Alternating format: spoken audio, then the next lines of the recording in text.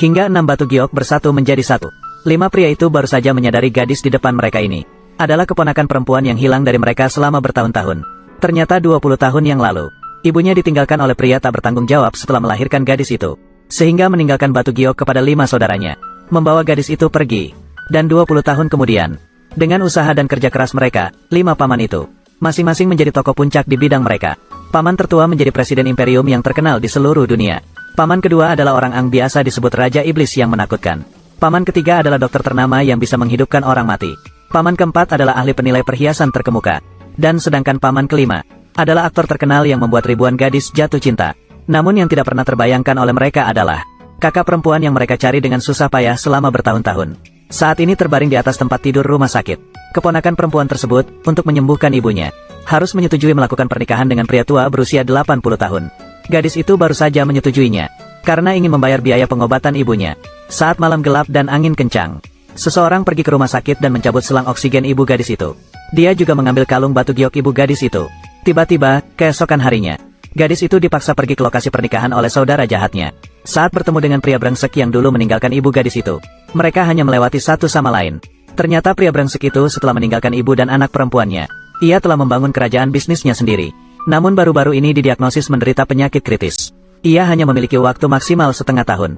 Bagi seseorang yang akan mati, satu-satunya cara menebus penyesalannya adalah meminta maaf kepada ibu dan anak yang dulu ditinggalkan olehnya. Maka, ia memerintahkan asistennya untuk segera menyelidiki alamat ibu dan anak tersebut. Ia ingin meminta maaf kepada istri dan anaknya sebelum mati. Tetapi dia tidak tahu, dia dan putrinya sudah bertemu 2 kali. Dan sisi lainnya, pernikahan gadis dan Shin Jin sedang berlangsung. Pada saat yang sama, suaminya sudah berusia 50 hingga 60 tahunan. Saya melihat pengantin wanita ini begitu muda, apakah setengah hidupnya akan hancur? Kamu mengerti apa? Gadun memang sekarang suka tipe seperti Sun.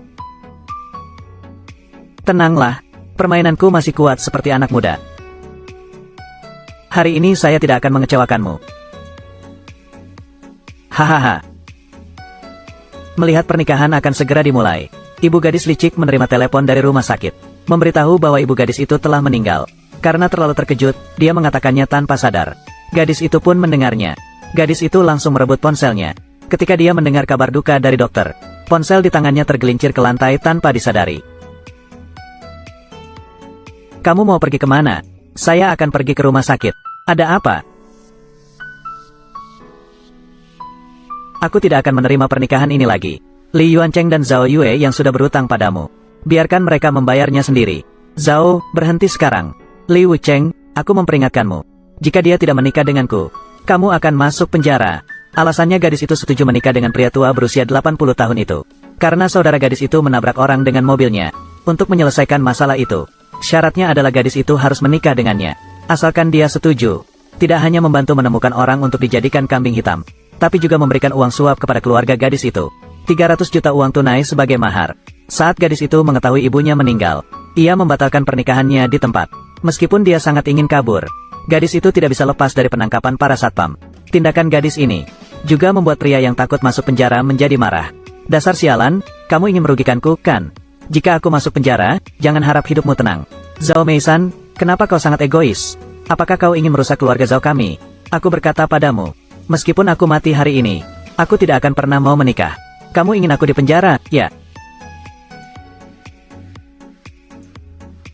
Kalian berdua, lepaskan dia. Hari ini aku akan membunuhmu, jangan berharap bisa hidup. Melihat botol minuman hampir mengenai kepala gadis. Saat itu, paman keempat dan paman kelima gadis itu tiba tepat waktu. Ternyata, 5 paman gadis itu mengetahui bahwa gadis itu akan menikah hari ini. Mereka bahkan menyiapkan hadiah besar. Mereka datang untuk menghadiri pernikahan keponakan perempuan mereka. Meskipun kedua pria itu menyelamatkan nyawa gadis itu, namun pada akhirnya, keduanya tidak pernah melihat keponakan perempuan mereka sendiri. Mereka salah mengira bahwa gadis licik itu adalah keponakannya. Ibu dari gadis licik itu melihat situasinya. Ia segera memberikan isyarat kepada gadis licik. Ia ingin memanfaatkan kesalahpahaman itu. Paman, ibuku dan aku telah menunggu kalian bertahun-tahun dengan susah payah. Itu bohong.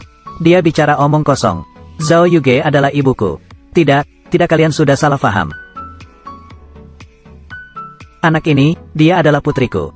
Hanya seorang gadis tuli yang tidak mengerti dan nakal. Jangan sampai mengganggu rencanaku. Jika kamu berani membuat onar, aku akan langsung menghabisimu. Aku tidak berbohong padamu.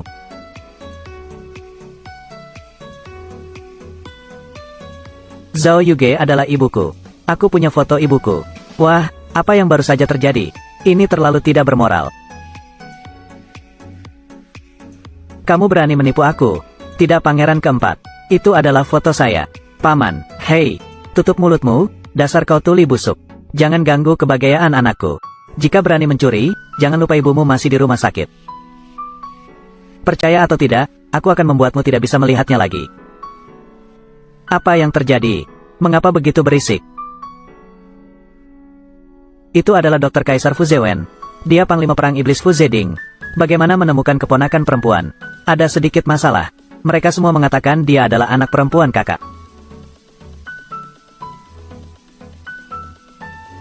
Apakah kalian mengenal ini?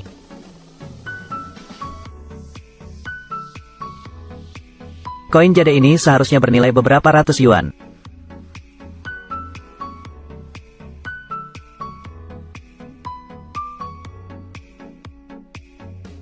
Ini adalah jade dari masa kecil ibuku. Ibu mengatakan ini adalah hadiah cinta pertamanya. Ada total 6 koin jade berjiwa anak. Ibu memberikan 5 keping itu.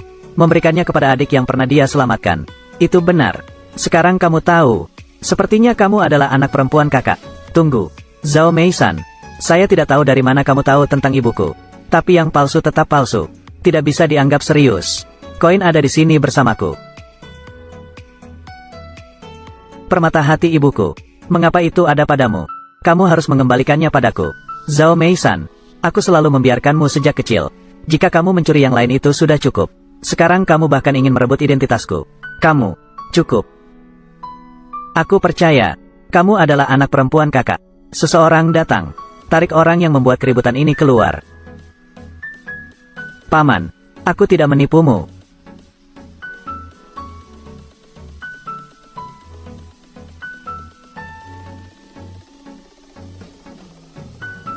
Siapa bilang dia pasti adalah anak perempuan kakak? Pemimpin kekaisaran, Fu Zehan. Keluarga Fu adalah keluarga terkemuka di Tiongkok. Tidak pernah terbayangkan aku bisa bertemu 5 kepala keluarga Fu. Saat ini terlalu cepat untuk membuat kesimpulan. Barusan saya melihat sebentar di luar pintu. Semua terlalu tegas. Kembali. Tapi fakta sudah di depan mata. Permata tidak ada di tubuhnya. Kakak memiliki 6 koin jade yang terhubung. 2 burung phoenix muncul bersamaan. Jika anak perempuan kakak, pasti juga bisa. Kamu. Siapa yang mencoba dulu? Bagaimana kalau kamu duluan?